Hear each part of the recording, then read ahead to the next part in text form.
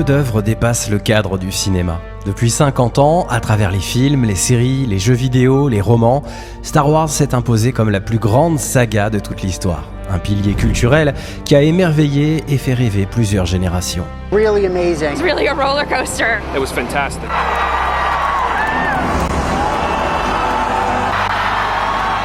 Quand un tel empire semble s'effondrer, le réflexe est toujours de chercher un coupable évident, une cible facile, un bouc émissaire sur qui rejeter la faute. I told Brian this, it's no surprise. I said, I just fundamentally disagree with your concept of this character and how you use him.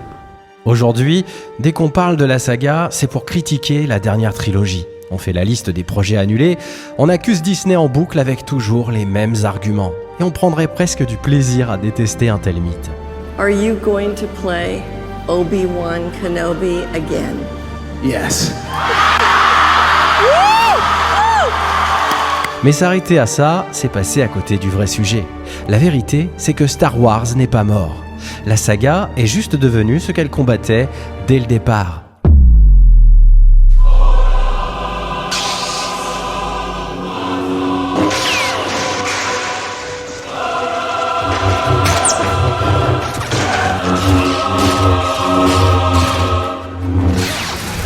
Parce que Star Wars, ce n'est pas juste les Jedi, les sabres laser ou les Skywalker. C'est une promesse simple, même face à une machine immense, quelqu'un peut encore se lever.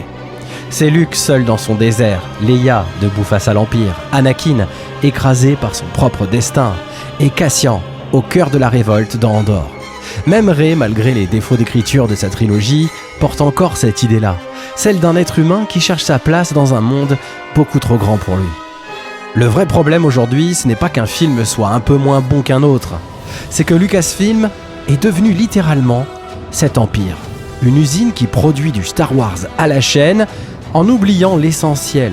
Forcément, le public a fini par saturer.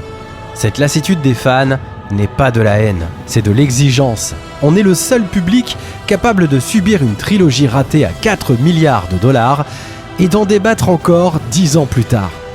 On refuse simplement de voir notre mythe transformé en produit marketing. Le vrai sujet, ce n'est pas de répéter en boucle que Star Wars est mort. C'est de comprendre pourquoi on continue d'y croire, alors que la saga nous a si souvent déçus.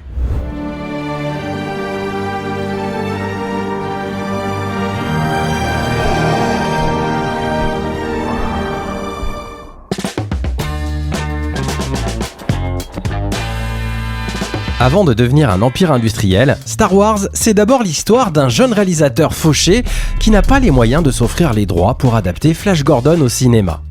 Au début des années 70, George Lucas ne cherche pas à créer un empire. Il veut juste faire un grand film d'aventure dans l'espace, comme ceux qu'il regardait gamin, mélangés avec des films de samouraïs et des westerns. Comme on lui refuse Flash Gordon, il décide d'inventer son propre univers.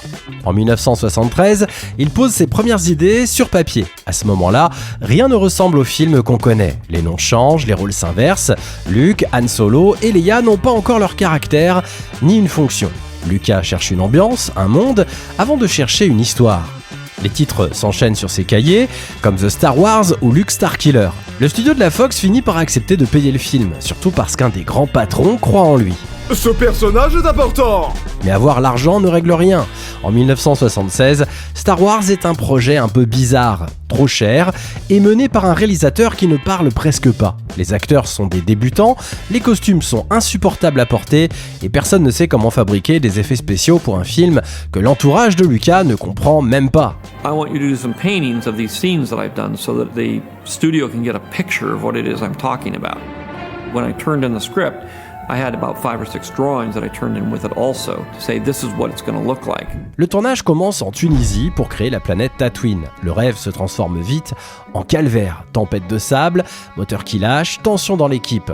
Lucas se prend la réalité en pleine figure. Son univers tient avec des bouts de ficelle, des câbles et des solutions trouvées à l'arrache. C'est justement cette galère qui va donner au film son style unique, le côté sale et usé. Le Faucon Millenium n'est pas un vaisseau tout propre, c'est une casserole volante, un engin qui a visiblement vécu avant le début de l'histoire.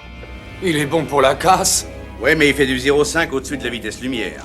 Les robots grincent, tombent et sont couverts de poussière. Les rebelles ont des visages fatigués et des fringues qui ont du vécu. La technologie est ancienne. En face, l'Empire, c'est tout l'inverse. Des couloirs blancs et propres, des armures identiques, des chefs rigides et des machines géantes. C'est l'ordre parfait contre le bordel humain. Derrière sa caméra, Lucas fait exactement la même chose. Il se bat contre les méthodes bien lisses d'Hollywood. And so he came to me and said, look, you've got to finish in the next week because I got another board meeting and I can't go in there and say we're still shooting. Pour faire simple, Lucas est coincé. S'il veut échapper au contrôle d'Hollywood, il n'a pas le choix, il doit créer ses propres structures. Sauf que la technologie pour filmer ses idées n'existe pas encore. Alors, il va décider de la fabriquer. Il loue un vieux hangar désaffecté à Los Angeles et monte sa propre boîte d'effets spéciaux qui deviendra ILM, Industrial Light and Magic. Au début, c'est pas du tout une grosse entreprise, c'est juste une bande de potes, des maquettistes et des étudiants ingénieurs qui bossent dans la chaleur d'un garage. Ils construisent eux-mêmes une caméra reliée à un ordinateur pour pouvoir filmer des petites maquettes de vaisseaux sous tous les angles. Ils inventent le cinéma de demain avec leurs mains en faisant du bricolage. Mais les mois passent, l'argent file et les effets prennent un retard monstrueux. Lucas se prend une claque en découvrant qu'il a déjà dépensé la moitié du budget pour seulement quelques secondes de film. La pression devient alors invivable. Après une énorme engueulade sur le plateau, Lucas est pris de violentes douleurs dans la poitrine. Il part alors en urgence à l'hôpital. Heureusement, ce n'est pas une crise cardiaque, mais une crise d'angoisse majeure liée au stress. Le film est lui loin d'être terminé et son réalisateur est déjà essoré par sa propre entreprise. Okay, cut it. And.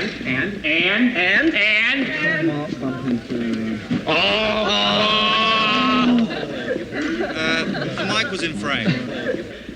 The mic was in picture. The mic was in picture. The mic was in picture. Le film est sauvé une deuxième fois sur la table de montage. La toute première version est une catastrophe. C'est trop mou, lent et on ne comprend absolument rien. Lucas vire alors le monteur et engage une nouvelle équipe, dont sa femme, Marcia Lucas. C'est elle qui va couper dans le gras, dynamiser les scènes et imposer une idée de génie, tuer Obi-Wan Kenobi en plein milieu du film.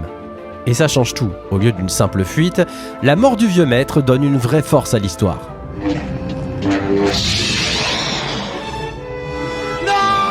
Le texte qui défile au début du film est lui aussi corrigé par des copains réalisateurs pour rendre les enjeux clairs dès la première seconde. Star Wars s'est donc sauvé en équipe. Ben Burtt trouve les sons de la galaxie, il mélange alors des cris d'ours et de morse pour faire la voix de Chewbacca, utilise un appareil de plongée pour la respiration de Vador, bref ne crée pas seulement des bruitages, mais un vrai langage sonore. Quand je vous ai quitté, j'étais votre disciple, aujourd'hui je suis le maître. John Williams, lui, apporte la musique. Lucas voulait de vieux morceaux classiques, mais Steven Spielberg lui conseille d'embaucher Williams. Et là, c'est le coup de génie. Sa musique donne à ce film de monstre de l'espace la puissance d'une grande légende. Star Wars, a billion years in the making, and it's coming to your galaxy this summer. Le 25 mai 1977, le film sort dans seulement quelques salles, mais en quelques jours, c'est le raz-de-marée. Les files d'attente font le tour des pâtés de maison, les gens retournent le voir 10 fois, les gamins s'arrachent les jouets. Bref, le studio comprend qu'il n'a pas juste sorti un film de science-fiction, il a ouvert une porte que le public ne voudra plus jamais refermer. Paré à tirer.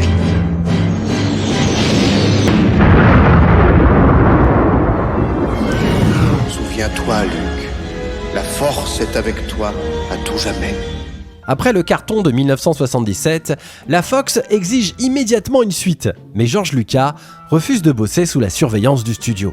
Le succès du premier film lui a donné la seule chose qui l'intéresse, le pouvoir. Pour l'Empire contre-attaque, il fait alors un pari dingue. Il finance le film lui-même en faisant un énorme emprunt à la banque. La Fox n'est plus le patron, elle devient un simple distributeur. Lucas garde alors le contrôle total de son nouveau jouet. Mais ce choix change radicalement son quotidien. En parallèle, il doit développer sa boîte Lucasfilm, concevoir ses propres studios de post-production et lancer le chantier pharaonique du Skywalker Ranch. Lucas n'est déjà plus le jeune réalisateur qui court dans le sable avec des robots en panne. Il devient un véritable chef d'entreprise et un gestionnaire. Cette nouvelle structure commence alors à lui bouffer tout son temps. Dépassé par la charge de travail, Lucas lâche alors la réalisation. Avec son producteur Gary Kurtz, il engage Irving Kershner, un réalisateur plutôt discret, connu pour son travail sur la psychologie des personnages plutôt que sur les effets spéciaux. Le projet change alors de direction. Le premier était un film qui racontait l'histoire d'une quête classique en ligne droite avec une princesse à secourir et une station spatiale à détruire.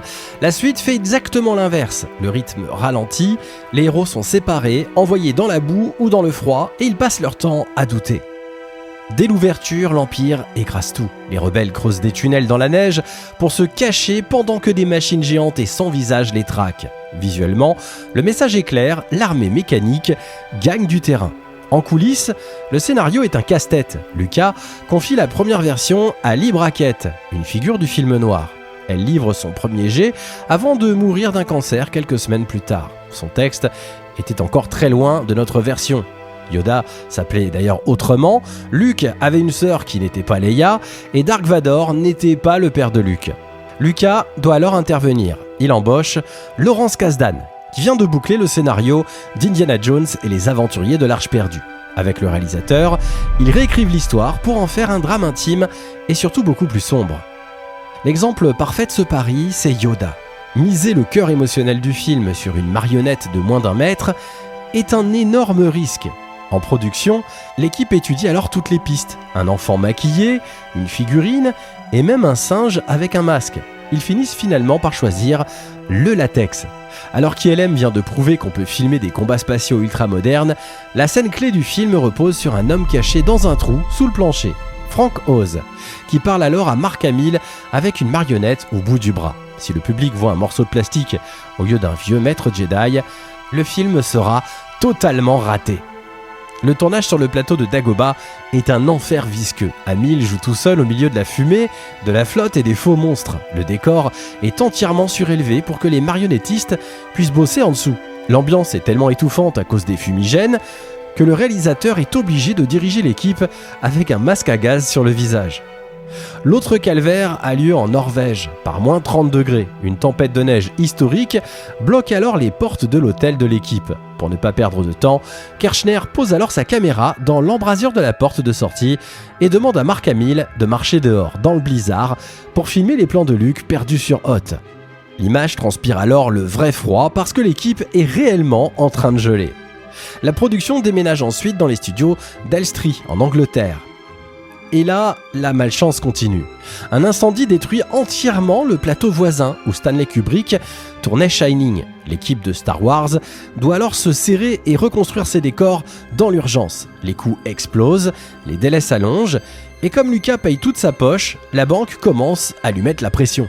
Du côté d'ILM, les techniciens profitent d'un meilleur budget pour expérimenter. Les quadripodes impériaux, les AT-AT, sont animés image par image en stop motion. Pour réussir à reproduire leur démarche lourde, les animateurs passent alors des jours à étudier des vidéos d'éléphants. Pour la neige de la maquette de Hoth, ils étalent des tonnes de bicarbonate de soude pour que les pieds des robots laissent de vraies traces de pas. Ces monstres mécaniques ne sont pas pensés comme des jouets, ce sont de véritables armes de guerre, froides, lourdes et parfaitement fonctionnelles. Pourtant, au milieu de cette esthétique industrielle et glaciale, l'Empire contre-attaque reste un miracle d'humanité. Parce que le réalisateur refuse de robotiser ses acteurs, il cherche la vie là où les décors imposent la mort. Dans la scène mythique de la congélation carbonique, sur le plateau, le script impose un dialogue très classique. Leia dit « je t'aime » et Han Solo doit lui répondre « je t'aime aussi ». Mais le réalisateur trouve ça beaucoup trop niais. Alors il arrête tout, regarde Harrison Ford et lui donne carte blanche en lui disant simplement d'improviser et de faire comme il le sent. Ford se met alors dans la peau de son personnage et balance sa réplique légendaire. Je t'aime. Je sais. Pour la fin du film, le secret est verrouillé comme jamais. David Prowse, l'acteur dans l'armure de Vador, prononce une fausse réplique sur le plateau pour éviter les fuites dans la presse. Mark Hamill n'apprend la vérité que quelques minutes avant de tourner sa scène. Même James Earl Jones, en découvrant le texte en studio pour enregistrer la voix, est persuadé que Dark Vador est en train de mentir à Luke. Le grand spectacle s'efface pour laisser place à la tragédie familiale. Obi-Wan ne t'a jamais dit ce qui est arrivé à ton père. Il a dit que vous l'avez tué. Non. Je suis ton père. Non.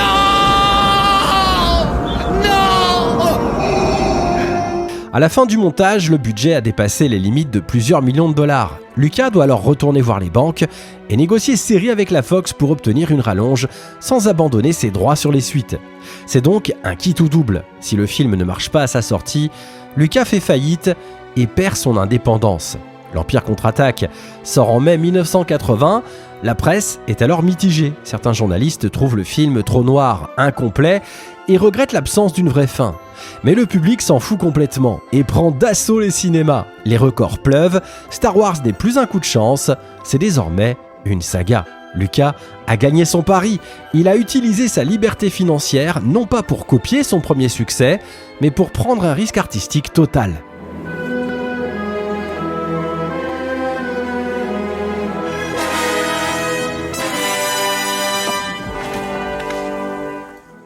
Après l'Empire contre-attaque, George Lucas a tout gagné. Il possède ses droits, développe ses entreprises et construit son ranch. Sauf que le film précédent a coûté une fortune. Pour éviter de se retrouver à nouveau coincé par les banques et la Fox, Lucas change de stratégie pour le 3e épisode. Plus question de laisser le budget déraper. Cette fois, l'objectif numéro 1, c'est de tout contrôler et de livrer le film à temps. Lucas retrouve Lawrence Kasdan pour écrire le scénario. Au départ, l'histoire est beaucoup plus sombre. Lucas imagine même la capitale de l'Empire, une planète-ville nommée à l'époque Ad Abaddon. Mais un problème de taille se pose. Harrison Ford ne sait pas s'il veut revenir. Et s'il accepte, il demande à ce que Han Solo meure en se sacrifiant pour donner du poids à la fin de la trilogie. Le producteur Gary Kurtz défend lui aussi cette idée. Une fin amère où Han Solo mourrait au milieu du film, où Leia deviendrait reine et où Luke repartirait seul comme dans un western. Mais Lucas refuse, il choisit une fin heureuse.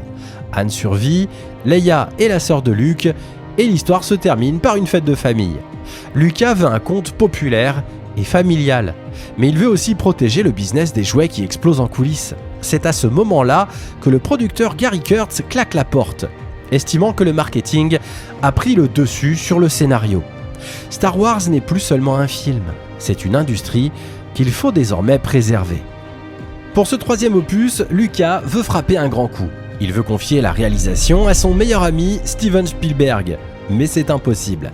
Lucas est en guerre ouverte avec le syndicat des réalisateurs depuis l'affaire des crédits de l'Empire contre-attaque. Le verdict tombe, Spielberg n'a contractuellement pas le droit de faire le film. Coincé, Lucas doit alors changer de cible. Il embauche Richard Marquand, un réalisateur gallois, beaucoup plus facile à encadrer. Officiellement, sur le plateau, c'est Marquand qui dirige. En réalité, Lucas est sur son dos en permanence. Il flique les dépenses, surveille les retards et garde le contrôle absolu sur chaque plan. Pourtant, le film s'ouvre sur un énorme défi technique, Jabba the Hutt. Pour créer ce gangster de l'espace, l'équipe fabrique une limace géante en latex. Ce monstre est une énorme marionnette pilotée de l'intérieur par 3 personnes, pendant que d'autres contrôlent les yeux et la bave à distance. Même dans une production ultra verrouillée, Star Wars a encore besoin de bricoler pour exister.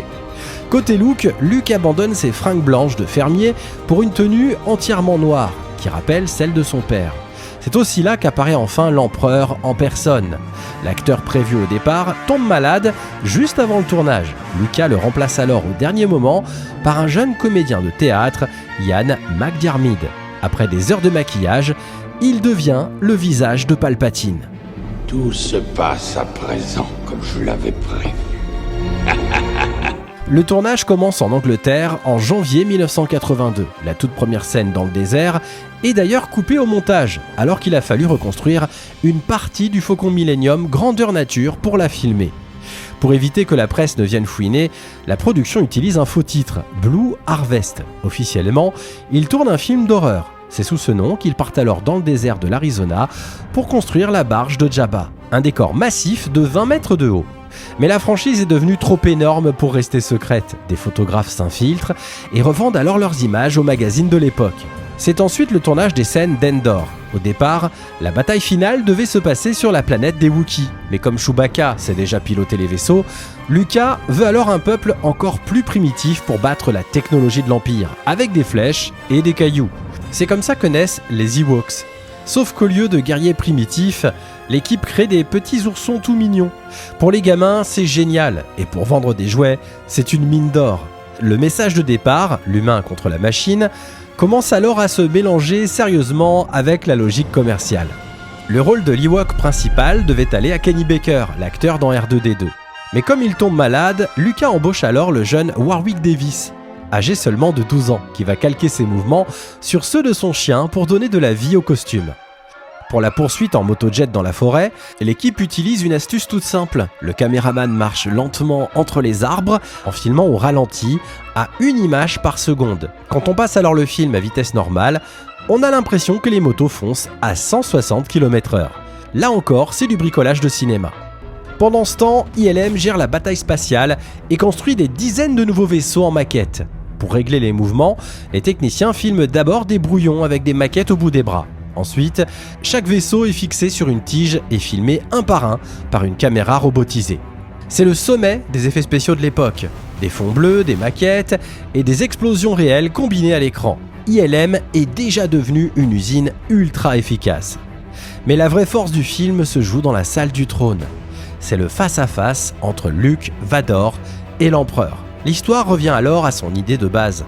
Sous l'armure de métal et la respiration mécanique de Vador, il reste un être humain. Au montage, Lucas ajoute alors une scène capitale, Luke qui brûle le corps de son père sur un bûcher funéraire.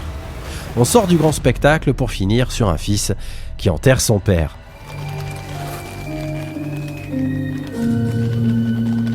Dis à ta sœur que tu avais raison. Le Retour du Jedi sort en mai 1983. Le budget a été respecté et la trilogie est bouclée. George Lucas a réussi son coup, il a échappé aux studios d'Hollywood, il possède désormais son univers, ses droits et ses propres entreprises. Mais le projet a changé de nature. En 1977, Star Wars était un film bricolé par un réalisateur indépendant.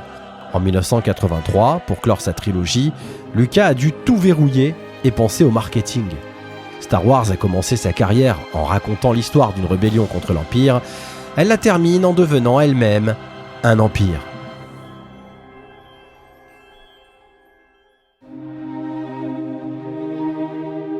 Après le Retour du Jedi en 1983, George Lucas quitte les plateaux complètement rincé.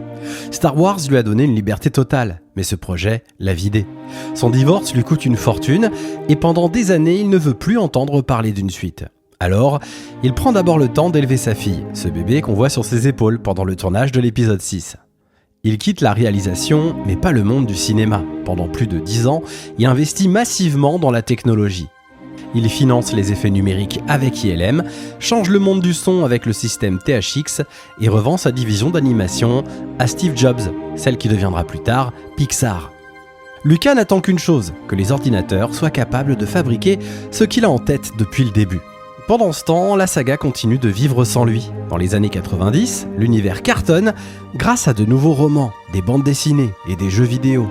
Il n'y a aucun film à l'affiche, mais les fans font vivre la marque tout seuls. La machine commerciale tourne à plein régime. Et Lucas observe tout ça, mais de loin. Au début des années 90, le vrai déclic se produit avec Jurassic Park. Sa boîte ILM prouve qu'on peut créer des dinosaures numériques réalistes. C'est le signal que Lucas attendait. Jusqu'ici, il expliquait qu'il ne pouvait pas raconter l'enfance de Dark Vador, parce que c'était techniquement impossible à filmer. En 1977, Lucas avait dû couper dans ses rêves pour faire son film.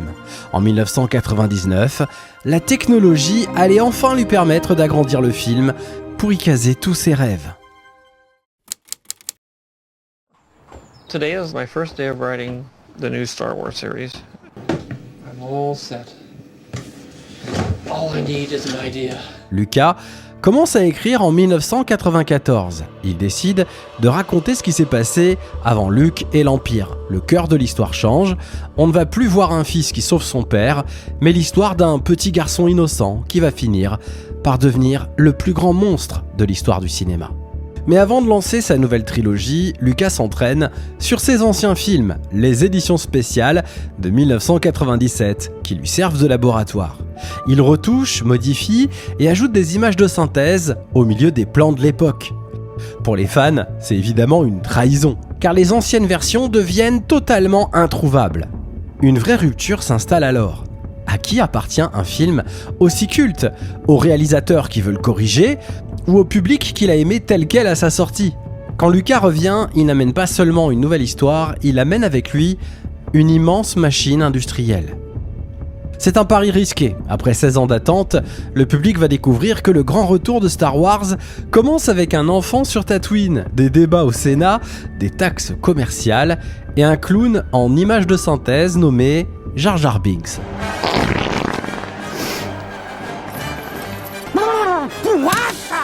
Le tournage commence en 1997 en Angleterre. Lucas n'a pas réalisé de film depuis 20 ans et le plateau n'a plus rien à voir avec celui de 1977.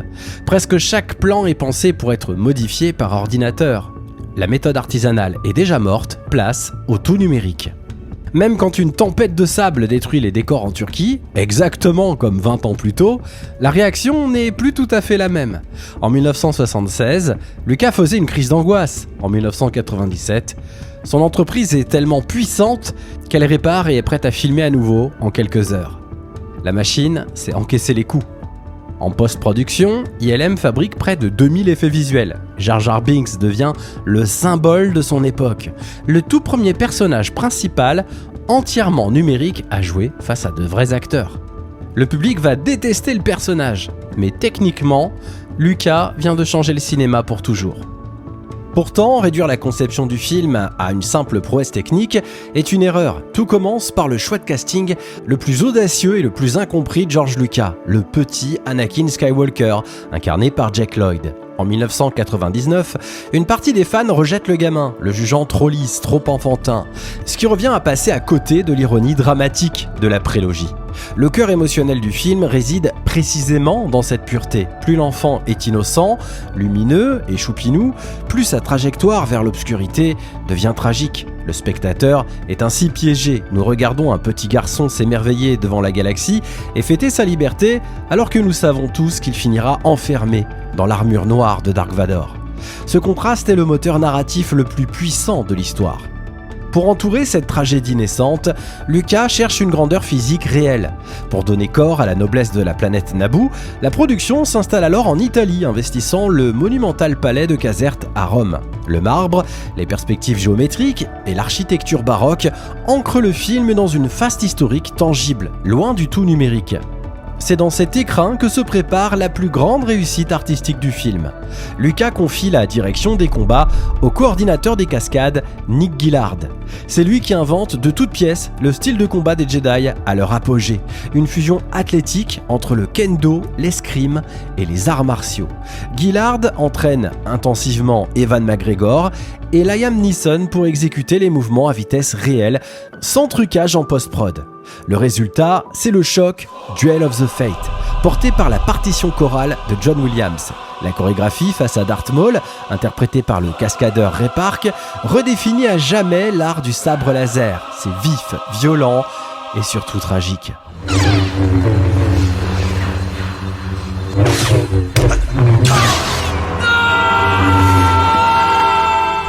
Le 19 mai 1999, la planète entière s'arrête de tourner.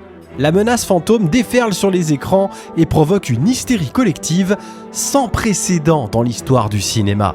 Ce n'est pas un simple succès, c'est un raz-de-marée. Les cinémas tournent en continu, les files d'attente bloquent les rues et le film pulvérise les compteurs en récoltant plus de 920 millions de dollars.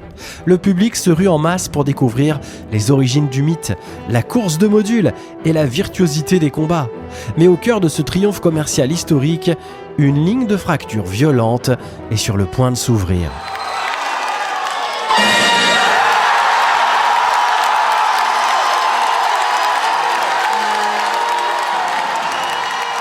Un immense débat culturel éclate et divise le public en deux catégories. D'un côté, il y a ceux qui se laissent emporter par la magie visuelle, la noblesse des Jedi et la tragédie naissante d'Anakin, et de l'autre, une partie des puristes et de la critique s'insurge. On reproche au film la lourdeur de ses dialogues, l'omniprésence des intrigues politiques au Sénat, et surtout les midi-chloriens qui tentent de rationaliser la force par la biologie. Star Wars ne rate pas son retour, mais il change de paradigme. Lucas a désormais tout ce qu'il voulait, l'argent, la technologie et le contrôle total. Il fait exactement le film qu'il avait dans la tête depuis le début, sans demander l'avis de personne. Et c'est là que le public réalise une chose, Star Wars est devenu trop grand pour plaire à tout le monde. Promets-moi de former l'enfant. Oui, maître. C'est lui l'envoyé. L'élu, forme-le. Malgré le triomphe financier de la menace fantôme, les critiques violentes paralysent George Lucas. La première version du scénario de l'épisode 2 n'est bouclée qu'en mars 2000, à peine 3 mois avant le tournage. Complètement dépassé par les délais, il appelle alors en urgence Jonathan Hells, un auteur de télé sans réelle expérience dans le cinéma. Le script définitif est livré seulement 3 jours avant le premier jour de tournage. Pour ce deuxième opus, Lucas décide de défoncer définitivement la porte du tout numérique. Il s'associe avec Sony et Panavision pour utiliser une caméra haute définition révolutionnaire qui tourne en 24 images par seconde. Les appareils arrivent sur le plateau une semaine seulement avant le début du tournage. Fini la pellicule traditionnelle, Star Wars devient le premier blockbuster de l'histoire entièrement enregistré sur support numérique. Le tournage s'installe à Sydney. Le plateau devient alors une usine automatisée que le producteur Rick McCallum appelle le cinéma virtuel. Pour guider les acteurs perdus dans le vide, les équipes créent des vidéomatiques, des sortes de prévisualisation en 3D rudimentaires, filmées avec des proches de l'équipe sur fond vert pour que les comédiens sachent au moins où regarder. L'ambiance sur le plateau frôle l'absurde. Hayden Christensen est tellement habitué à jouer ses combats dans sa chambre qu'il imite lui-même le bruit du sabre laser avec sa bouche pendant les prises, obligeant Lucas à couper pour lui rappeler qu'on ajoutera le son en post-production. De son côté, Samuel L. Jackson impose ses propres conditions et exige un sabre laser violet, brisant le code couleur historique de la saga pour une simple préférence esthétique. Good guys are green and blue, bad guys are red. That's just the way it works. No purple left? You might get purple. En post-production, la méthode industrielle montre ses limites physiques. Pour les scènes d'action du Comte Dooku, Christopher Lee, alors âgé de 78 ans, doit être doublé pour les cascades. ILM doit alors coller numériquement le visage de l'acteur sur le corps d'un cascadeur sur presque tous les plans. Mais le vrai défi, celui qui terrifie George Lucas, c'est Yoda. Fini la marionnette en latex, le maître Jedi devient 100% numérique pour pouvoir se battre. Pour éviter que le public ne rejette le personnage, les animateurs reçoivent une consigne stricte, copier les défauts de la marionnette d'origine. Les oreilles du Yoda virtuel doivent bouger de manière saccadée quand il tourne la tête, et Frank Oz conseille d'ailleurs de lui donner une attitude plutôt vieille et rigide. En salle, les acrobaties informatiques font hurler de joie le public, mais le cinéma a basculé. La force ne passe plus par le silence et la concentration, elle passe par le numérique. Et c'est là que la technique rejoint le fond de l'histoire. Ce choix d'une mise en scène plus numérique et clinique répond en réalité à une transition politique. Regardez la planète Kamino, un monde blanc glacial où l'on fabrique des êtres humains en série, comme du matériel militaire. L'Empire n'arrive pas par une invasion surprise ou un coup d'état brutal. Il s'installe légalement, tapi dans l'ombre d'une crise géopolitique. Au milieu, Lucas place le cœur de sa tragédie, l'histoire d'amour entre Anakin et Padmé. Souvent critiquée pour sa mièvrerie, cette romance souffre d'un montage qui va trop vite. À l'origine, le script prévoyait de longues séquences sur Naboo, notamment une rencontre cruciale avec les parents de Padmé, qui ancraient leur relation dans le réel. En coupant ces scènes pour des raisons de rythme, Lucas précipite les choses. Pourtant, leur trajectoire est d'une justesse absolue. Ce n'est pas un coup de foudre hollywoodien classique. S'ils s'avouent enfin leur amour, c'est parce qu'ils sont enchaînés dans l'arène de Geonosis, persuadés qu'ils vont mourir dans les minutes qui suivent. C'est une romance tragique, scellée face à la mort. Et pour symboliser ce destin qui se referme sur eux, Lucas utilise la scène de l'usine de droïdes, une séquence totalement absente du scénario initial et improvisée en urgence, tournée en seulement 4h30 pour redonner du punch au deuxième acte. Le visuel devient alors une métaphore. Anakin et Padmé se font littéralement avaler par des tapis roulants et des presses industrielles.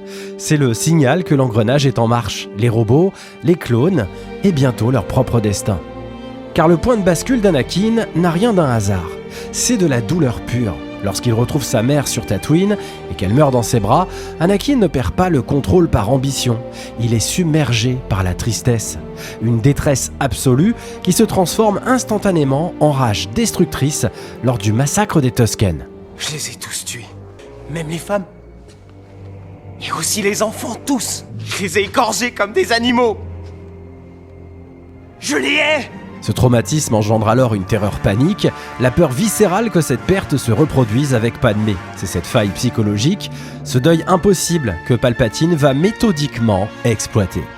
Pendant qu'Anakin se mure dans son secret, le piège politique lui se referme. En manipulant le Sénat par la peur d'une guerre totale, Palpatine obtient enfin les pleins pouvoirs sous les applaudissements d'une république qui signe son propre arrêt de mort. Le film se referme sur cette armée de clones marchant au pas, prête à appliquer les futurs ordres du dictateur.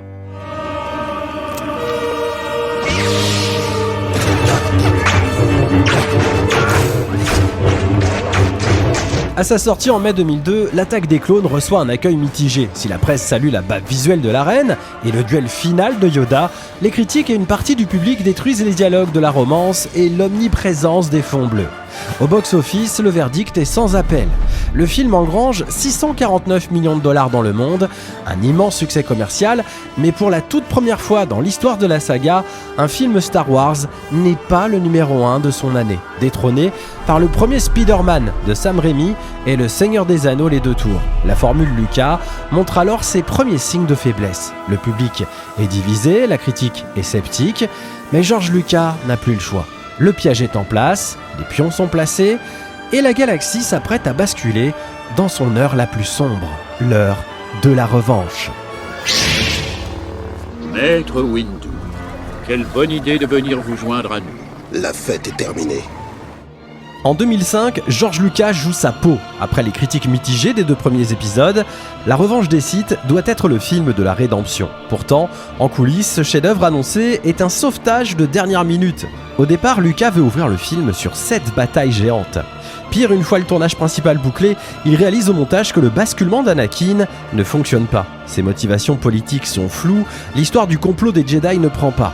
En 2004, en urgence à Londres, Lucas décide de tout réécrire et retourne des scènes cruciales pour recentrer tout le film sur une seule idée, la peur de perdre Padmé. Pour faire de la place à cette tragédie intime, Lucas tranche dans le vif et coupe purement et simplement la sous-intrigue de Padmé et Bail Organa, jetant les bases de l'Alliance rebelle. Avec ce nouveau script, Lucas pousse le curseur visuel au point de rupture. Le film décroche d'ailleurs le record mondial de l'époque, avec 2151 plans à effet visuel. La séquence d'ouverture à elle seule est la plus longue bataille spatiale de l'histoire de la saga. L'écran est saturé de croiseurs et de débris. En 1977, Lucas filmait des petites maquettes en plastique, mais en 2005, il pousse les processeurs d'ILM au maximum. Cette surcharge montre d'ailleurs une république déjà submergée par son propre chaos. C'est ici qu'intervient l'un des plus grands fantasmes de la saga, la présence de Steven Spielberg. La légende urbaine affirme qu'il a réalisé le duel d'anthologie entre Yoda et Palpatine, et c'est complètement faux. Spielberg n'a jamais crié action sur le plateau. Son rôle exact était d'être un réalisateur invité, uniquement sur l'étape des animatiques.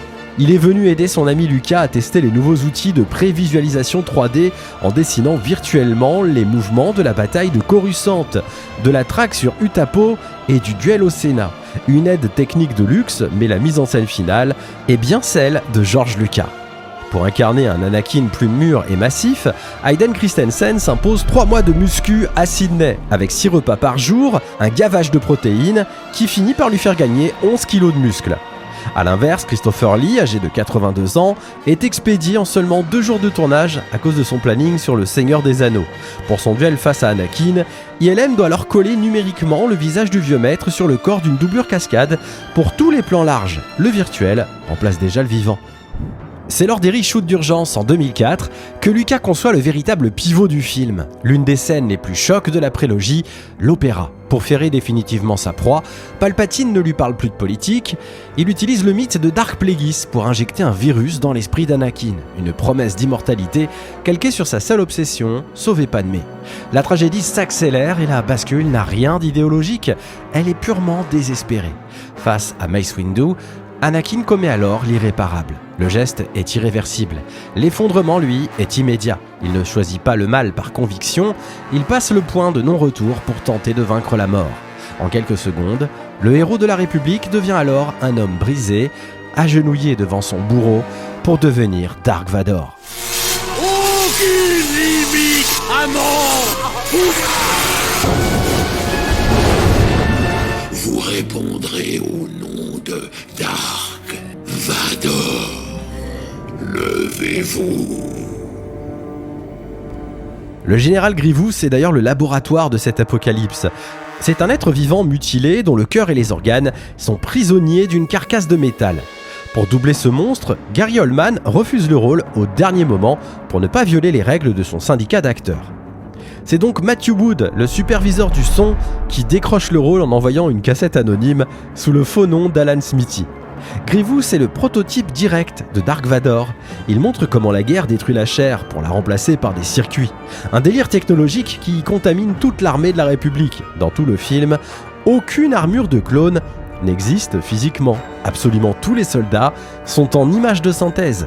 C'est cette armée 100% virtuelle qui exécute l'Ordre 66. Pas de grand discours, les clones appliquent simplement une ligne de code informatique. L'ordre tombe, les machines tirent et les Jedi meurent. Le duel final sur Mustafar est le point de convergence de toute la méthode Lucas et son plus grand paradoxe visuel. On pense que tout est virtuel, mais c'est faux. Pour concevoir ces 10 minutes de combat, 910 artistes ont cumulé 70 000 heures de travail. Mais ils s'appuient sur du brut, du réel. La production profite de l'éruption en direct du volcan Etna en Italie pour envoyer des équipes filmer la vraie lave, qu'ils intègrent ensuite dans les arrière-plans. Et pour les décors de l'usine, ILM construit la plus grande maquette de son histoire, un monstre de 10 mètres de long. Le lieu exact où l'artisanat physique de l'ancien cinéma et la puissance informatique s'allient pour briser un homme. La reconstruction de Dark Vador bascule d'ailleurs dans le film d'horreur. Pour la première fois, c'est le même acteur, Hayden Christensen, qui est dans l'armure, exigeant que le costume soit fabriqué pour lui sur mesure, quitte à devoir porter des semelles compensées pour atteindre la taille de Dark Vador. Des droïdes visent des membres artificiels dans un design sonore calqué sur le Frankenstein de 1931. Vador démarre alors sa respiration artificielle au moment précis où son humanité s'éteint. Lucas orchestre alors un montage parallèle impitoyable, avec d'un côté la mort biologique de Padmé qui donne la vie, et de l'autre la naissance mécanique de Vador qui apporte la mort.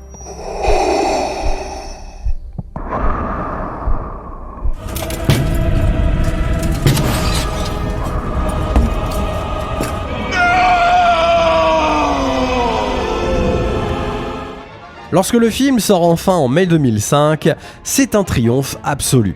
Le film engrange 868 millions de dollars au box-office mondial, réconcilie les fans et s'impose comme le sommet tragique de la prélogie.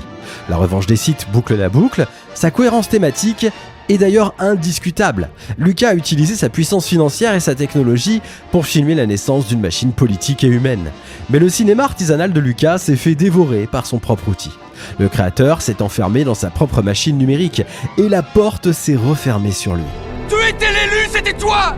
La prophétie voulait que tu détruises les Sith, pas que tu deviennes comme eux! Tu devais amener l'équilibre dans la force, pas la condamner à la nuit! Pour creuser cette période, Lucas lance en 2008 un dernier projet charnière, la série animée The Clone Wars. C'est là qu'il engage d'ailleurs un jeune réalisateur venu de l'animation, un certain Dave Filoni. Lucas devient alors son mentor, et le coup de génie de Filoni va être de réinjecter de l'humain là où les films étaient devenus purement mécaniques. Dans une guerre qui oppose des robots à des clones produits en éprouvette, la série donne alors enfin une âme, des noms et des visages à ces soldats programmés pour obéir. Malgré ses excès virtuels, cette époque avait une qualité essentielle que la suite va totalement perdre. Elle était dictée par la vision obsessionnelle d'un seul auteur. Mais en 2012, épuisé par les critiques permanentes d'une partie du public, George Lucas lâche l'affaire. Il vend alors son empire à Disney pour 4 milliards de dollars. La machine se retrouve alors sans pilote. Et c'est là que le véritable accident industriel peut commencer. The first 3 movies had all kinds of issues. They looked at the stories and they said, we want to make something for the fans. They decided they didn't want to use those stories. They decided they were going to go do their own thing, and so I decided, fine, I will go my way and I'll let them go their way. And it really does come down to a simple rule of life, which is when you break up with somebody,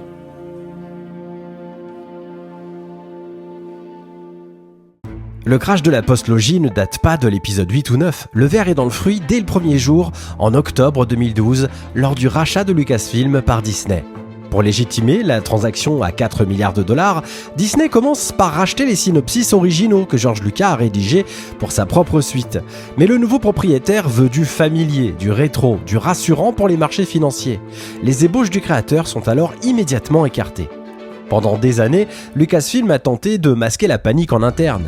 Mais en coulisses, c'était l'anarchie narrative. Le premier scénariste, Michael Arndt, est jeté en cours de route parce que le script n'est pas prêt. Il aura passé 8 mois à bloquer sur un mur. À chaque fois que Luke Skywalker entrait dans une scène, il écrasait les nouveaux personnages. Arndt demande alors 18 mois supplémentaires pour corriger le tir. Mais impossible pour l'agenda de Disney, alors il est viré. J.J. Abrams et Lawrence Kasdan récupèrent le bébé en panique. Ils réécrivent alors l'épisode 7 en seulement 6 semaines à la va-vite. Leur solution pour Luke, en faire un simple ressort narratif, une sorte de MacGuffin invisible jusqu'aux 30 dernières secondes du film. On présente souvent Abrams comme un simple soldat envoyé au front pour sauver les meubles, mais c'est faux. Abrams, c'est le complice idéal de la machine Disney. Sa spécialité, c'est la Mystery Box, une méthode qui consiste à ouvrir des dizaines de questions excitantes à l'écran, mais sans jamais concevoir les réponses à l'avance.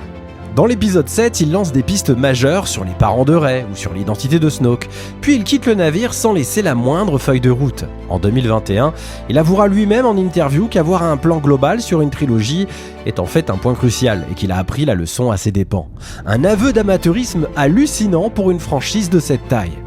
The lesson is that, you have to plan things the best you can. And you never really know, but having a plan, I have learned in some cases the hard way. Pour faire passer la pilule et masquer le vide du scénario, Disney active le bouclier marketing ultime, la nostalgie industrielle. Fini le tout numérique de la prélogie, place au fétichisme de l'ancien pour assurer les puristes. Le studio impose alors un tournage en pellicule argentique, reconstruit des maquettes à l'ancienne et exige la création d'un véritable droïde BB-8 physique. Mais derrière la stratégie marketing, il y a aussi les convictions personnelles du réalisateur J.J. Abrams, qui n'aime pas la prélogie. Pour lui, la trilogie de George Lucas des années 2000 est une erreur qu'il faut tout simplement rendre invisible. Abrams orchestre alors une véritable purge narrative, interdiction de mentionner la planète capitale Coruscant. On oublie les midi-chloriens, on balaye la complexité politique intergalactique, et il ira même jusqu'à déclarer en interview vouloir mettre le squelette de Jar Jar Binks en arrière-plan dans le désert de Jakku.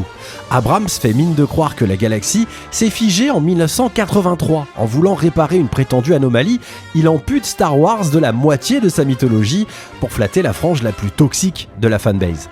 Derrière cette vitrine nostalgique et réactionnaire se cache pourtant le film de tous les excès. Les bilans comptables officiels révéleront une réalité financière monstrueuse, avec un budget estimé à 533 millions de dollars. Dans une telle surchauffe, le moindre incident devient dramatique. En juin 2014, cette même nostalgie se retourne d'ailleurs brutalement contre l'équipe. Une lourde porte hydraulique du Faucon Millenium se referme et fracture la jambe d'Harrison Ford, âgé de 71 ans. Dans la panique, Abrams se brise lui-même une vertèbre en tentant de soulever la structure. Une filiale de Lucasfilm sera condamnée en justice à payer 2 millions de dollars pour manquement grave aux règles de sécurité. C'est la métaphore parfaite de cette trilogie. La machine corporate est si pressée qu'elle en brise ses propres icônes. Ce chaos se prolonge dans l'urgence de la post-production chez Bad Robot, la société de production d'Abrams qui charcute son film pour simplifier l'intrigue. Des pans entiers sont alors coupés, comme Maz Kanata, qui devait initialement accompagner les héros jusqu'à la base de la résistance. Et la première victime collatérale de ce remontage permanent, c'est John Williams. Le compositeur légendaire avait initialement enregistré 175 minutes de partition symphonique. Mais à cause des modifications incessantes du réalisateur, près d'1 heure de la musique de Williams est jetée ou réenregistrée. Épuisé par ce traitement, Williams refusera même de composer la musique de la cantina, obligeant Abrams à bricoler un morceau de substitution à la hâte. L'usine a pris le pas sur l'art, mais la sortie en salle doit impérativement être un triomphe. Le tas de ferraille fera l'affaire.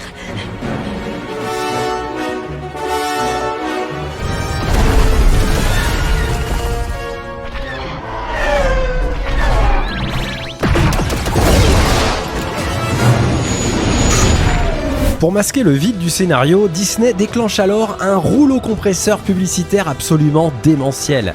Du jamais vu dans l'histoire de la pop culture. Fin 2015, impossible de respirer ou de tourner la tête sans bouffer du Star Wars. La marque s'affiche partout, jusqu'à l'absurde. Le studio crée carrément le Force Friday, un événement mondial diffusé en direct pendant 18h sur YouTube, uniquement pour regarder les influenceurs déballer des jouets de l'épisode 7. À la sortie du film, Disney met la pression sur les exploitants de salles, exigeant 64% des recettes du box-office, tout en imposant que le film reste 4 semaines dans les plus grandes salles des cinémas. Le 16 décembre 2015, la folie peut commencer. À Paris, des centaines de personnes se ruent alors sur la séance de 9h du matin. La presse grand public crie au génie, mais chez les critiques exigeants, le masque commence à se fissurer. On réalise que le réveil de la Force n'est pas une suite, c'est la version 2.0 de la Guerre des Étoiles de 1977. C'est le jeu des 7 différences. Une pilleuse d'épave sur une planète de sable, un droïde qui cache un plan, une base Starkiller qui remplace l'étoile de la mort, et un mentor qui se fait tuer sur une passerelle. Même le Vatican publie une critique assassine dans son journal quotidien, qualifiant Kylo Ren de méchant insipide et désignant le suprême leader Snoke comme le plus grave défaut du film. Disney a appliqué un algorithme, reproduire ce que le public a aimé 30 ans plus tôt pour sécuriser son investissement.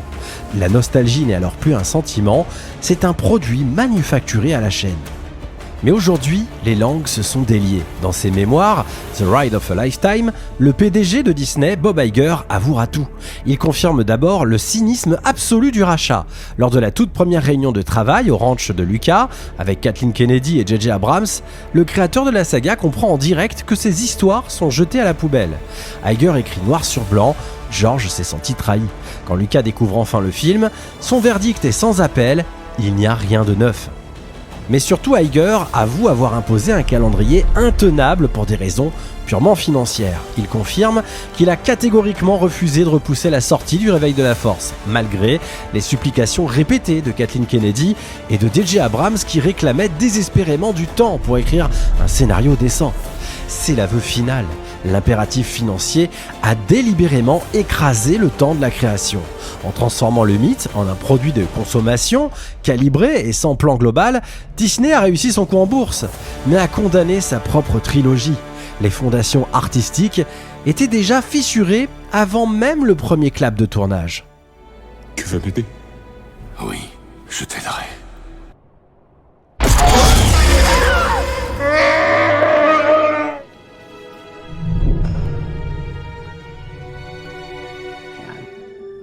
The best shot at making something good is to come into it and trust my guts, you know. What's up, Leo? Sorry, just interrupt. George, he would love to talk with you tonight. No pressure. There you go. Wow. Rian Johnson hérite du bébé pour l'épisode 8, Les Derniers Jedi. Il avouera plus tard un secret de fabrication effarant. Disney lui avait donné carte blanche totale. Aucune feuille de route, aucune consigne sur ce qu'il devait faire et des mystères laissés en suspens par Abrams. Pour la première fois dans l'histoire de la saga, un film va reprendre exactement là où le précédent s'est arrêté. C'est l'illusion d'une continuité parfaite, alors qu'en coulisses, Johnson navigue complètement à vue. Pour filmer Ahch-To, la planète refuge de Luke, la production s'installe sur l'île ultra protégée de Skellig Michael en Irlande. Les contraintes écologiques y sont si strictes que l'équipe n'a le droit de tourner que quelques jours pour ne pas perturber la faune locale. C'est d'ailleurs une contrainte technique qui va accoucher d'un phénomène marketing. L'île est alors envahie de puffins, une variété d'oiseaux protégés. Impossible de tous les effacer numériquement sans faire exploser le budget des effets spéciaux. Le département des créatures invente alors une parade, les Porgs, un mélange d'animatronique télécommandé et de doublures CGI conçues uniquement pour cacher les vrais oiseaux à l'écran. Dans cette même quête d'authenticité visuelle, Johnson exige le retour du grand marionnettiste Frank Oz et demande à ILM de recréer Yoda en utilisant le moule original de l'Empire contre-attaque de 1980, refusant la version numérique de la prélogie. Visuellement, le film soigne ses racines, mais scénaristiquement, Johnson tranche les nœuds dramatiques dans le vif et tue le suprême leader Snoke sans le moindre ménagement.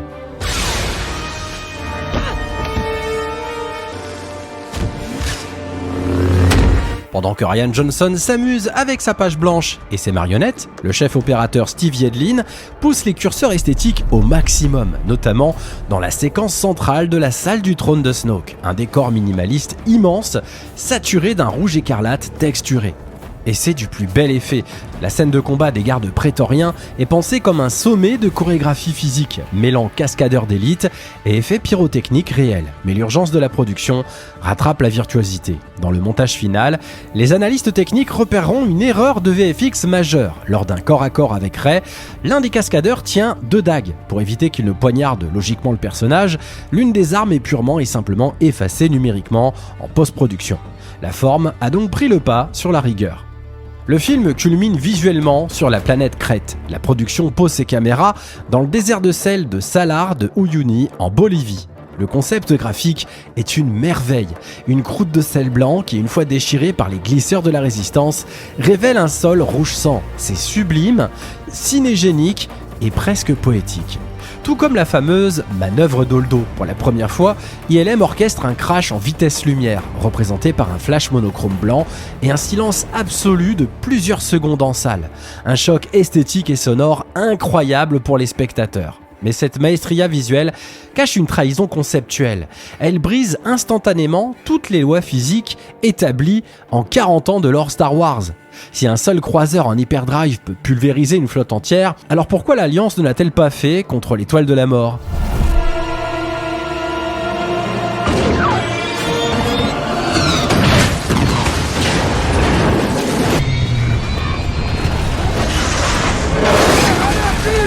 Le 13 décembre 2017, le verdict tombe. La presse américaine crie au génie et affiche 91% d'avis positifs sur Rotten Tomatoes, saluant l'audace visuelle.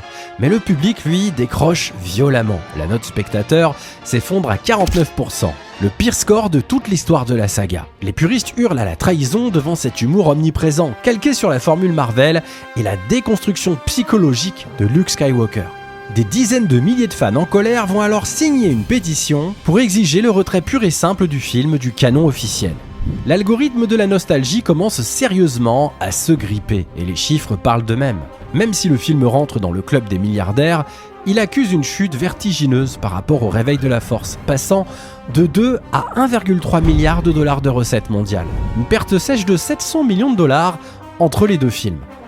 Disney a pensé que Star Wars n'était qu'un catalogue d'effets visuels interchangeables et de créatures mignonnes à vendre sous le sapin à Noël. Ils ont cloné les images de la trilogie originale et poussé la saturation des couleurs sans injecter le moindre moteur thématique cohérent. Dans cette trilogie, l'espoir n'est plus un enjeu dramatique, c'est une réplique vide balancée entre 2 explosions pour activer toujours la corde nostalgique. La rupture définitive s'est faite à ce moment-là. Le spectateur a compris qu'on ne lui racontait plus une histoire, mais qu'on déconstruisait sous ses yeux ce qu'il était venu retrouver. La machine tournait alors à plein régime, elle alignait les millions de dollars de budget d'effets spéciaux à l'écran, mais elle vidait définitivement le mythe de sa substance. Et le plus ironique, c'est que le film nous avait prévenus. Le meilleur des maîtres, c'est l'échec. C'est le seul véritable fardeau de tous les maîtres.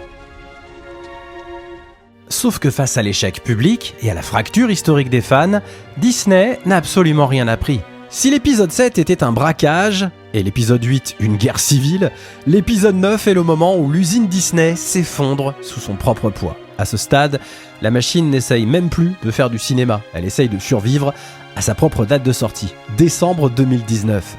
Une date gravée dans le marbre par Bob Iger, non pas pour des raisons artistiques, mais pour clore l'année fiscale en beauté face aux actionnaires. Pour comprendre le naufrage de l'ascension de Skywalker, il faut encore regarder les coulisses. Ce film n'a pas été écrit, il a été négocié en cellule de crise. Au départ, le projet est confié à Colin Trevorrow, le réalisateur de Jurassic World. Il passe 2 ans à bosser sur un script intitulé Duel of the Fate, où Kylo Ren devait explorer le château de Vador sur Mustafar et Lando mener la flotte. Mais en septembre 2017, Kathleen Kennedy décide de le virer. La collaboration est devenue ingérable. Aucun des deux n'arrive à s'entendre sur le scénario. Et les réécritures de Jack Thorne n'y changent rien. Disney se retrouve alors sans script, sans réalisateur, mais le compte à rebours de Wall Street, lui, continue de tourner. À ce chaos structurel s'ajoute aussi un drame humain, la mort brutale de Carrie Fisher en décembre 2016. Dans le plan initial, ce film devait être son grand final. Mais privé de son actrice, la machine refuse pourtant de décaler sa date de sortie pour repenser l'histoire. À la place, Disney applique une solution purement technique. Recycler les rushs et les répliques inutilisées du Réveil de la Force. On adapte alors le scénario d'un blockbuster à 300 millions de dollars en fonction de bouts de ficelle numériques et de répliques génériques stockées sur un disque dur. L'ambiance en coulisses est tellement chaotique que John Boyega laisse carrément traîner un exemplaire du script tenu secret dans sa chambre d'hôtel. Résultat, le scénario se retrouve alors en vente sur eBay, forçant un employé de Disney à le racheter en urgence avant qu'il ne fuite. Rappelé en catastrophe, J.J. Abrams débarque alors avec Chris Terrio, scénariste qui avait pourtant juré d'arrêter les blockbusters et qui ne connaissait même pas Abrams. Ensemble, ils disposent de 3 mois de moins que pour l'épisode 8. 3 mois ? C'est tellement la panique que la monteuse doit monter le film directement sur le plateau pendant le tournage pour essayer de grappiller du temps.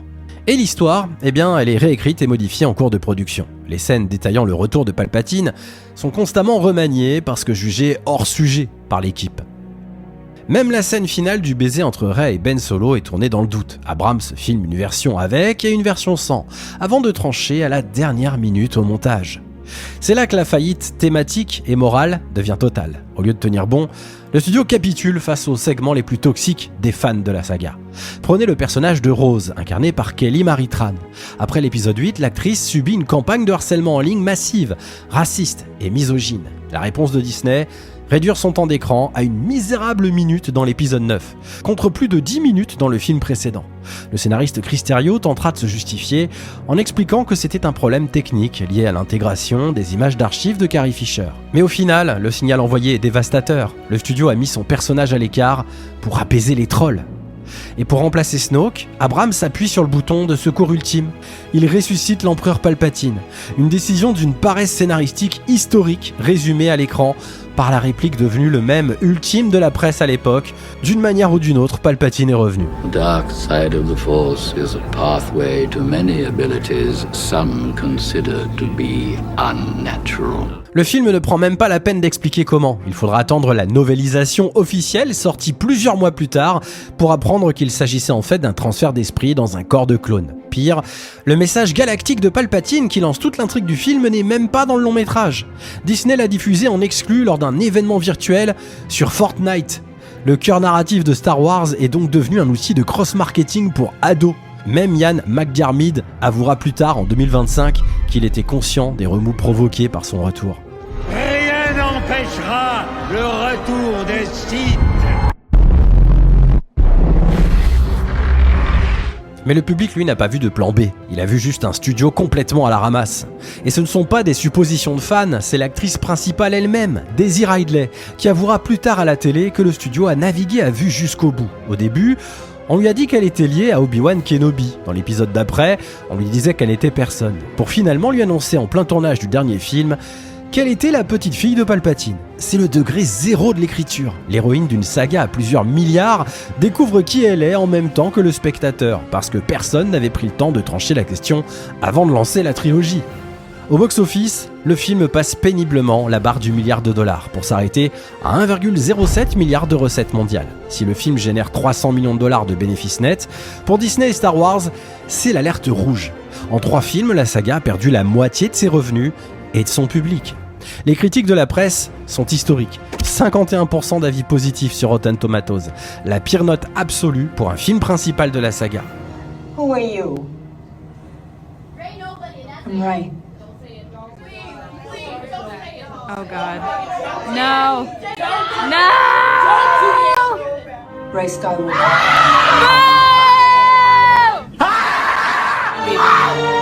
Already failed. Fucking hate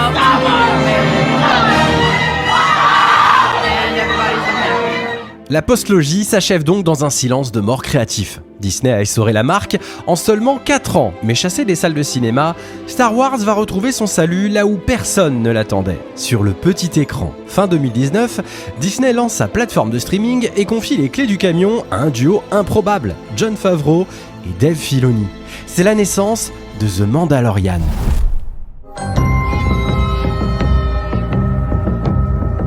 première fois depuis le rachat, Disney coche enfin toutes les bonnes cases. C'est fun, c'est bien produit, et ça répare enfin le petit cœur brisé des fans par la post-logie. Dave Filoni va alors faire l'impensable, réparer l'affront du rachat en ramenant à la vie l'univers étendu à travers la série animée Rebels, puis en live action avec Ahsoka. Son arme absolue, le grand amiral Thrawn. Pour tous les lecteurs des romans des années 90, Thrawn était le véritable grand méchant de la suite de Star Wars. En le réintégrant, Filoni fait du fanservice de haut vol et prouve que la substance du mythe existe encore, si on sait où la chercher. Mais alors que le Mandoverse s'enferme petit à petit dans sa propre nostalgie, avec des séries comme Obi-Wan ou Boba Fett, contre toute attente, le vrai salut va venir d'un pas de côté. Un projet né en marge de la trilogie principale, un simple film de guerre sans aucun Jedi, qui va par accident bousculer la formule Disney.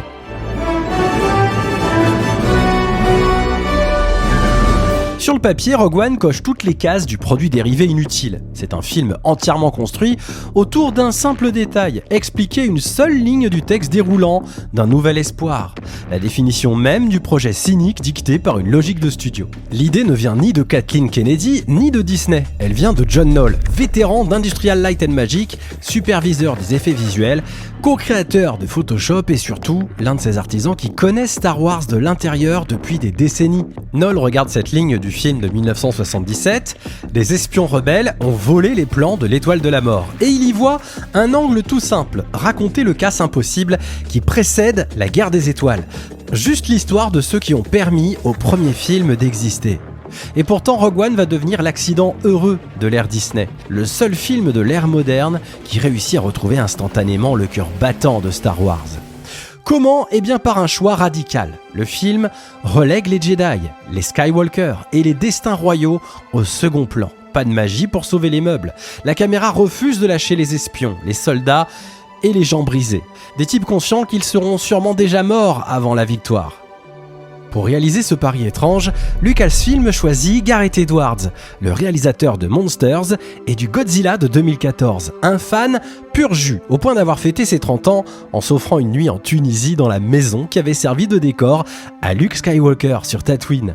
Edwards ne débarque pas dans Star Wars comme un simple exécutant, il connaît le mythe, il l'a rêvé avant de le filmer. Et ce qu'il veut filmer, ce n'est pas un space opéra, c'est un commando. Une sale mission, un film de guerre déguisé en film Star Wars. Le casting va d'ailleurs dans le même sens. Felicity Jones ne joue pas une princesse destinée à sauver la galaxie, mais une fille cabossée, fermée, qui a appris à survivre avant de croire en quoi que ce soit. Diego Luna apporte à Cassian une fatigue morale plutôt rare dans la saga. Ce n'est pas un héros, c'est un agent de l'ombre qui a déjà fait des choses immondes pour la rébellion. Donnie Yen et Jiang Wen donnent au film son duo de soldats mythiques et abîmés. Forest Whitaker transforme Saw Gerrera en vieux révolutionnaire paranoïaque, presque déjà pourri par la guerre qu'il prétend mener. Même le droïde du groupe refuse le confort habituel. K2SO n'est pas seulement une voix ajoutée en post-prod. Alan Tudyk l'incarne en performance capture, juché sur des échasses pour donner au personnage une démarche, un poids et une présence physique au milieu des acteurs. Là encore, Rogue One mélange la technologie la plus moderne avec une logique très concrète de plateau. Le tournage cherche de la matière partout, les déserts de Jeddah respirent la poussière et l'occupation. Scarif n'est pas une planète générée derrière un écran bleu. Le film va alors chercher la sensation de chaleur, l'eau, le sable, les palmiers, puis transforme ce décor paradisiaque en plage de débarquement impérial. Gareth Edwards filme ça comme un film de tranchée, avec des caméras grand format, une lumière naturelle et des décors réels. Pour la première fois depuis bien longtemps, l'Empire redevient une force d'occupation militaire. On ne regarde plus seulement des vaisseaux traverser l'espace, mais bien des hommes et des femmes essayer de survivre à une machine qui les dépasse. Mais lorsque Disney voit les premiers rushs, le résultat est jugé trop sombre, trop réaliste pour un studio habitué à vendre des jouets en plastique. La machine Disney panique alors devant ce premier montage et appelle en renfort Tony Gilroy pour restructurer le projet en urgence. C'est là que le paradoxe devient presque magnifique. Même quand la machine corporate panique et applique sa méthode industrielle, elle peut parfois, par pur hasard, appeler la bonne personne. Gilroy est un mercenaire pragmatique, mais il comprend le cœur du mythe bien mieux que les gardiens officiels du temple.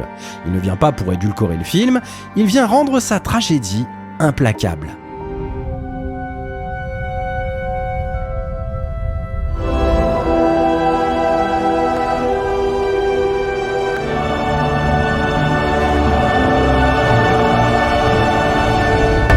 Le final sur Scarif en est la preuve émotionnelle ultime. Regardez comment les plans de l'Étoile de la Mort sont volés.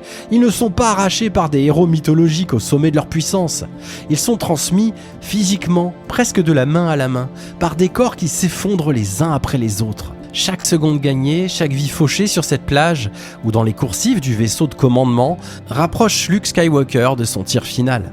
Le mysticisme de la trilogie originale n'existe que parce que ces anonymes ont payé le prix de leur vie au sol.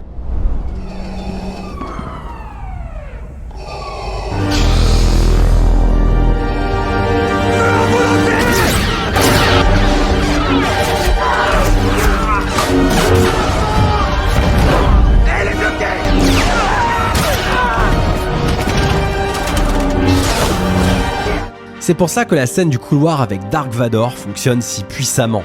Ce n'est pas juste du fanservice gratos pour faire hurler les nostalgiques. Si ce massacre au sabre laser nous terrorise à ce point, c'est parce qu'il arrive juste après le sacrifice humain. Ici, Vador n'est pas un méchant de comic book. Il est l'incarnation de la machine impériale, froide, mécanique et surpuissante, qui tente une toute dernière fois d'écraser l'étincelle humaine avant qu'elle ne lui échappe. Elle échoue à quelques centimètres près. Des hommes sont morts, mais le code est passé.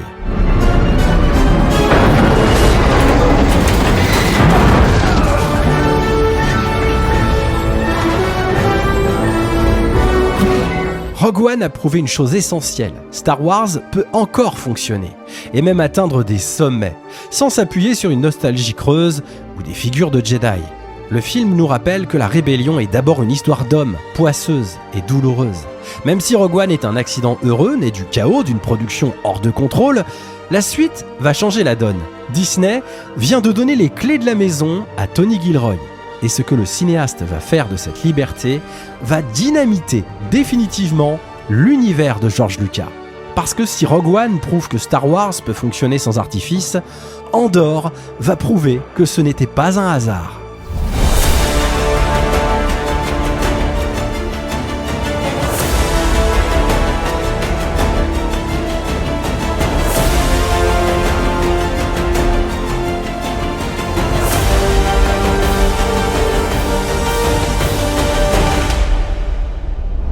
En novembre 2017, Bob Iger annonce le lancement futur de la plateforme de streaming de Disney et exige du contenu en masse pour saturer ce qui deviendra Disney+. La logique de Lucasfilm est alors purement comptable. Il faut nourrir l'algorithme, retenir l'abonné par un flux constant de contenu. C'est dans ce contexte de commande industrielle que la présidente du studio, Kathleen Kennedy, prend l'initiative de recontacter Tony Gilroy pour concevoir une série préquelle centrée sur Cassian Andor. Sur le papier, c'est la pire idée de l'histoire de la plateforme. Pourquoi imposer 12 épisodes sur un personnage totalement secondaire dont tout le monde connaît déjà la fin tragique ? Lorsque la série débarque enfin, en 2022, le public s'attend au pire. Car Star Wars sort d'années de tension. La post-logie a fracturé le public, Solo a refroidi les salles de cinéma et Disney+ a transformé la saga en laboratoire de contenu dérivé. The Mandalorian a rallumé une vraie flamme populaire, c'est indéniable, mais autour de lui, une nouvelle formule commence déjà à s'installer. Des visages connus, des références rassurantes, des caméos pensés pour faire réagir les réseaux sociaux. Andor arrive exactement à l'opposé.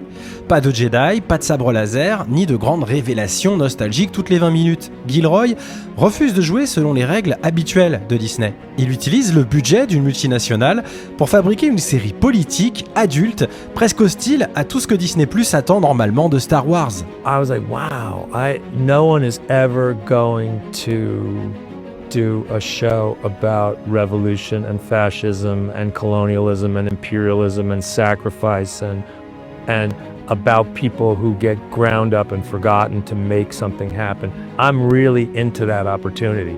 Chez George Lucas, la rébellion a toujours été un concept fondamentalement abstrait. Un bloc de gentils idéalistes qui luttent contre des méchants. Sois gentil, pas méchant, c'est pas gentil d'être méchant. Gilroy, lui, rend la naissance de la révolution plus concrète que jamais. Il nous montre la sueur, la peur et surtout le prix du courage. Mon rebelle est votre terroriste, quelque chose comme ça. Quelle agréable soirée. Parce que le cœur de cette série, c'est le courage de ceux qui osent se lever. Ce n'est pas le courage confortable d'un Jedi armé d'un sabre laser, c'est le courage terrifiant de citoyens ordinaires qui décident de tout sacrifier, de dénoncer l'horreur et de condamner leur propre vie pour une cause qui les dépasse. Cette dualité se cristallise à travers deux trajectoires parallèles. D'un côté, Cassian Andor, le prolétaire qui s'éveille à la conscience politique. De l'autre, Mon Mothma, cette figure historique de la trilogie originale, prend ici une épaisseur tragique inédite. Elle n'est plus une donneuse d'ordre, elle est au cœur de la fosse aux lions. Ce qui s'est passé il y a 24 heures sur Corman est ce qu'il faut bien nommer un génocide. Le monstre qui finira très bientôt par tous nous dévorer. C'est l'empereur Palpatine. Avec la saison 2, la tension atteint un point de non-retour lors de son discours historique au Sénat. Une séquence d'une puissance psychologique totalement folle, où chaque mot pesé est une déclaration de guerre à l'empereur. Je ne suis pas sûre d'y arriver. Bienvenue dans la rébellion. Face à elle, la machine impériale ne recule devant rien et manipule l'opinion publique pour masquer ses pires atrocités, comme le génocide de Gorman. L'Empire n'est plus une fiction, il devient un totalitarisme paranoïaque et méthodique.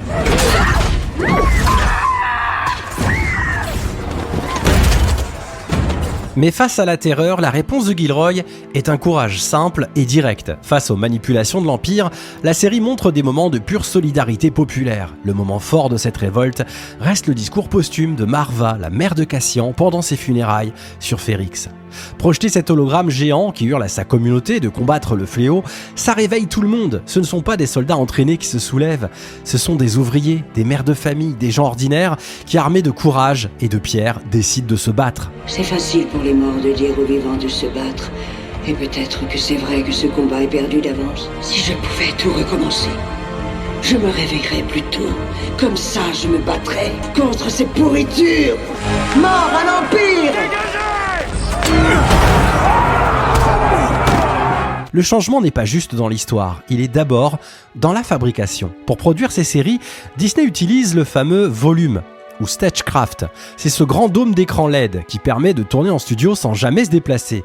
Bref, l'outil parfait pour l'usine Disney. Ça coûte moins cher, c'est rapide et c'est calibré. Gilroy refuse de l'utiliser, il boycotte la technologie phare du studio.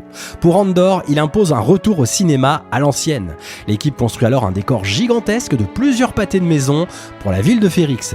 La production embauche 200 acteurs principaux, 6000 figurants et part tourner dehors, à l'extérieur, en décor réel, dans les carrières du Dorset, au milieu du béton, du Barbican Center à Londres, ou à la Cité des Arts et des Sciences de Valence pour la saison 2. Plutôt que de lisser son histoire pour faire plaisir aux statistiques de Disney+, il choisit de la resserrer en 2 saisons de 12 épisodes. Il va droit au but pour caler sa fin directement sur les 3 jours qui précèdent le film Rogue One. Cette fois, c'est l'histoire qui commande, et pas le format imposé par la plateforme. Le cœur de cette révolution ne bat pas pour Cassian Andor, mais pour l'homme qui l'a recruté, Luten Rael, joué par Stellan Skarsgård. C'est à travers lui que Gilroy détruit le cliché de la résistance héroïque et propre sur elle. Créer une rébellion oblige à faire des choix moraux dégueulasses, à vivre dans la paranoïa et à sacrifier des vies. Luten est un homme froid parce qu'il n'a pas le choix. C'est lui qui choisit de sacrifier des hommes pour protéger son espion infiltré chez l'ennemi. C'est lui qui, dans la saison 2, élimine son informateur, Loni, après avoir découvert l'existence de l'étoile de la mort. Luten applique sa propre phrase de la saison 1. Il a sacrifié sa vie et sa conscience pour sauver la galaxie. Il a renoncé à être un homme bien pour fabriquer un avenir qu'il sait pertinemment qu'il ne verra jamais. Devoir mentir, vivre une double vie, maintenir les apparences, c'est une pression infernale. Et vous sacrifiez quoi, vous ?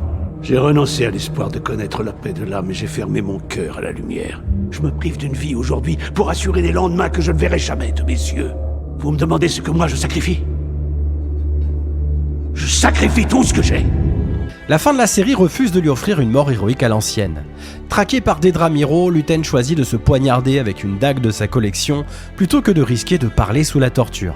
Sauvé de force par les médecins de l'Empire pour être interrogé, son histoire s'arrête dans le silence d'une chambre d'hôpital, quand sa complice Cleia vient couper ses machines de survie.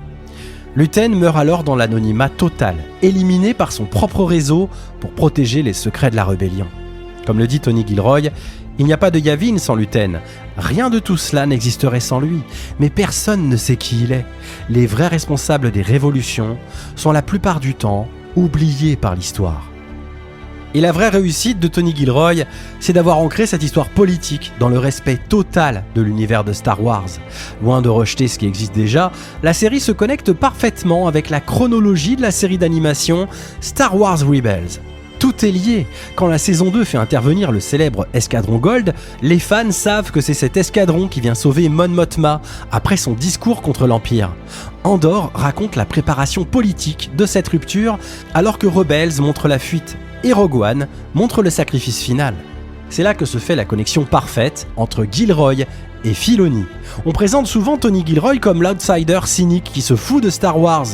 Mais la réalité, c'est qu'il a respecté le travail de Dave Filoni avec une rigueur absolue. L'animation et les séries en prise de vue réelle ne sont plus de mondes séparés. Ils racontent la même histoire. La série ne s'éparpille jamais, elle resserre son piège, épisode après épisode, pour s'arrêter à la seconde près où commence Rogue One. Que la force soit avec vous, capitaine. C'est à cet instant, dans la bouche du sénateur Bail Organa, que la saga retrouve son poids politique de départ. Pendant 40 ans, cette phrase a été usée jusqu'à la corde par le marketing, pour vendre des t-shirts et des mugs. Mais ici, prononcée par un condamné à mort à un autre condamné à mort qui s'apprête à partir pour Scarif, elle retrouve toute sa gravité. La force n'est plus une histoire de gêne ou de famille. C'est simplement le courage de rester debout face à une dictature qui veut écraser les individus. Après ça, on ne regarde plus la trilogie originale de la même manière. Chaque tir de blaster, chaque mort de soldat anonyme dans les films de la première trilogie a désormais un coût humain, un visage et une histoire. L'écriture a enfin repris le dessus sur la logique commerciale. Il y aura des jours où la lutte sera vouée à l'échec. Je le sais déjà. Mais rappelez-vous une chose. La liberté est une idée pure. Rappelez-vous que la première ligne de la rébellion est partout.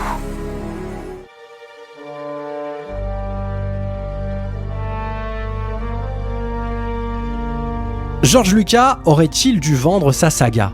Aujourd'hui, on est forcément tenté de répondre que non. Mais la question ne se pose même plus. La vérité, c'est qu'il considérait ces 6 films comme ses propres enfants. Il avait déjà écrit les grandes lignes de la nouvelle trilogie, et Disney a choisi de ne pas suivre ses consignes. These are my kids. So, all the Star Wars films. I loved them, I created them, I sold them to the white slavers that take these things and La page se tourne. Kathleen Kennedy est partie à la retraite, c'est du passé.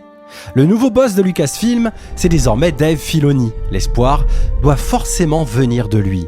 C'est le disciple direct de Lucas, le gardien du temple, celui qui comprend le mysticisme des Jedi, la tragédie et qui a gardé son âme d'enfant. Mais attention, Filoni tout seul, ça ne suffira pas. Sa grande limite, c'est qu'il a tendance à tourner en rond. Il recycle en boucle ses propres créations, comme Ahsoka ou les personnages de Rebels, quand il ne s'amuse pas à ressusciter des figures du passé, comme Darth Maul. C'est bien, mais ça ne suffit pas pour faire du Star Wars. Parce qu'à l'origine, l'œuvre de George Lucas n'est pas juste une affaire de lore et de sabres laser. C'est une allégorie de la Seconde Guerre mondiale. C'est l'histoire politique de comment une république s'effondre pour laisser place à une dictature. C'est une tragédie humaine, collective et politique. Et c'est là que Tony Gilroy devient indispensable. Avec Andor, il a ramené cette maturité exemplaire, ce réalisme politique et le poids du sacrifice humain. La vérité, c'est que la foi de Filoni, sans la rigueur de Gilroy, ça ne mènera nulle part. Et Gilroy, sans le côté mystique de Filoni, ça deviendrait juste froid et cynique. Mais si le studio arrive à mettre la sincérité de l'un dans l'exigence de l'autre, alors la saga retrouvera enfin son équilibre. Disney peut encore se tromper. Ils sortiront sûrement d'autres films ou séries moyennes pour remplir leur plateforme. Mais quoi qu'il arrive, on s'en fout.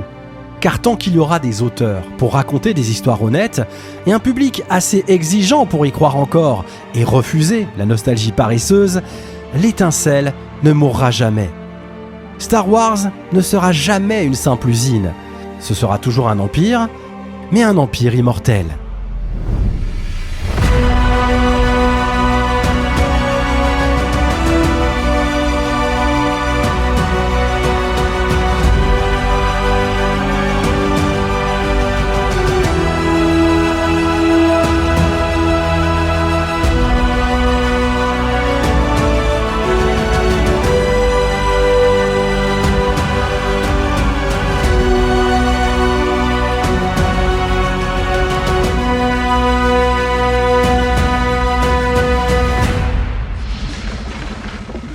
Force will be with you, always.